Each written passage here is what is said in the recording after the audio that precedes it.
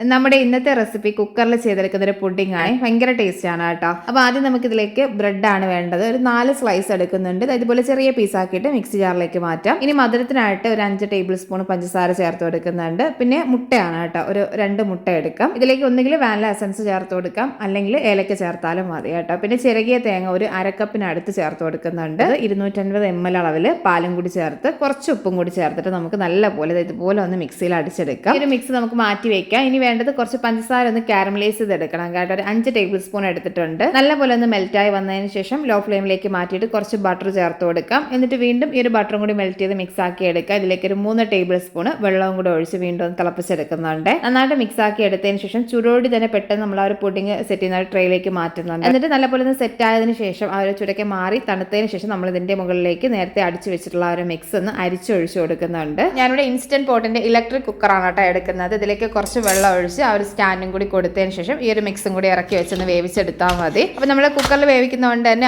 ഒന്ന് cover ചെയ്തെടുത്തോളെ, foil ഷീറ്റോ അല്ലെങ്കിൽ rap വെച്ചൊന്ന് കവർ ചെയ്തിട്ട് വേണം കൊടുക്കാനായിട്ട്. നമ്മുടെ കയ്യിലുള്ള സാധാരണ പ്രഷർ കുക്കറിലായിരുന്നാലും നമുക്ക് ചെയ്തെടുക്കാൻ പറ്റും കേട്ടോ. ഒരു വിസിലൊന്ന് വേവിച്ചെടുത്തതിന് ശേഷം ഒരു പ്രഷറൊക്കെ നല്ലപോലെ മാറിയിട്ട് ഓപ്പൺ ചെയ്തെടുത്താൽ മതി. ചുടക്കെ മാറിയിട്ട് ഫ്രിഡ്ജിൽ വെച്ച് നല്ലപോലെ തണുപ്പിച്ച് കട്ട് ചെയ്തെടുക്കാം. നല്ല ടേസ്റ്റ് ആണ് കേട്ടോ. ഒന്ന് ട്രൈ ചെയ്ത് നോക്കണേ. മറ്റേ റെസിപ്പി ആയിട്ട് കാണാം. Thank you.